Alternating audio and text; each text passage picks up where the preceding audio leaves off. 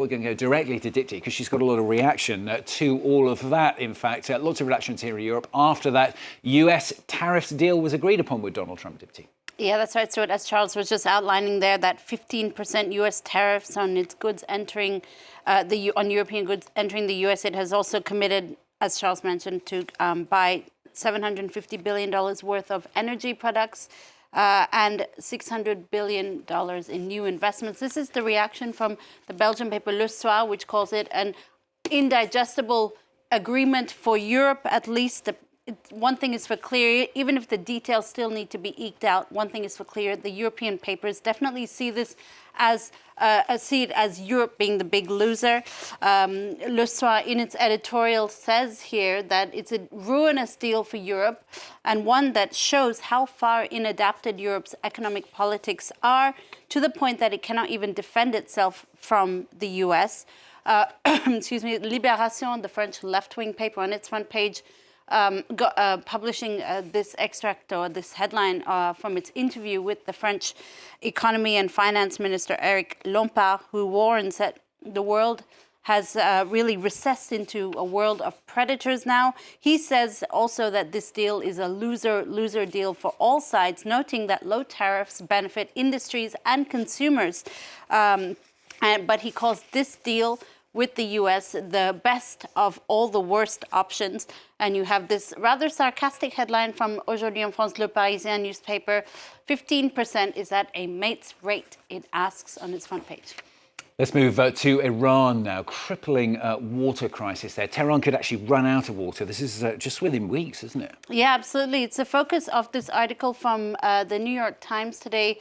Here, Tehran is at risk of running out of water within weeks, as you said, Stuart. Iran's capital it has been suffering, as like much of the country, from a 5-year drought and also decades of mismanagement. The deepest reservoirs in the country have shrunk to shallow ponds. Water pressure is so low in some cities that taps in apartments are running dry for hours on end. Couple this with very high soaring temperatures that have made Iran one of the hottest places on earth recently. As a result, the government is now pleading with citizens to restrict their water usage, and to that effect, they've also shut down offices and schools, for instance, to combat this acute water crisis. To Hollywood now. The Hollywood actress Sydney Sweeney is causing rather a stir. This is for featuring in an ad that has a very controversial tagline, I gather, Dipti. Yeah, that's right. You can read about it in the website Salon today. Her new campaign draws fire for its racial undertones. So this is a video ad for the brand American Eagle that featured her, Sydney Sweeney, basically in various states of undress, but wearing jeans, washing a car, and all sorts of sort of very cliched American things. But the slogan you see is Sydney Sweeney has great genes, but Jeans, not Genes, but the sound obviously is similar. For many, it's a reference to a phrase celebrating whiteness and thinness. For others, it's a reference to 1930s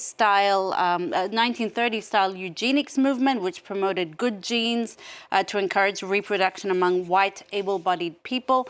For this writer at MSNBC, adverts have long been a mirror of society, and this advert shows our society sliding ever more a cultural shift towards whiteness, she says, noting that while Sydney Sweeney and the brand deserve much scrutiny, so too does the, I quote, crumbling and fractured American culture that has made this possible. In any case, Sydney Sweeney has become something of an emblem of the right-wing movement, whether she wants it or not. They've sort of embraced her looks and embraced her as well. And to that effect, the right-wing press are really celebrating this ad. As you see here from The Sun, it's clear this ad shows that woke messaging and woke backlash be damned. And finally from Dipti, a man has won a court case for rather an unfortunate photo of him on Google Street View. Yeah, well, if you ever wondered how much money you can get from Google for your naked butt being captured on Google Street View, well, now you have the answer. It's not a lot, $12,500. An Argentine court has awarded this sum to this man, a police officer, who was naked in his yard in 2017 when Google's Street View cam snapped him alongside his street name in its Street View program. It was consequently, of course, published on Google Maps. The man sued for what he says was an invasion of privacy.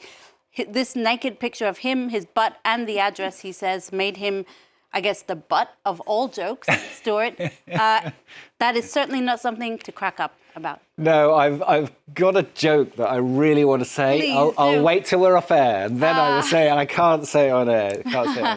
Not suitable for work. No, indeed.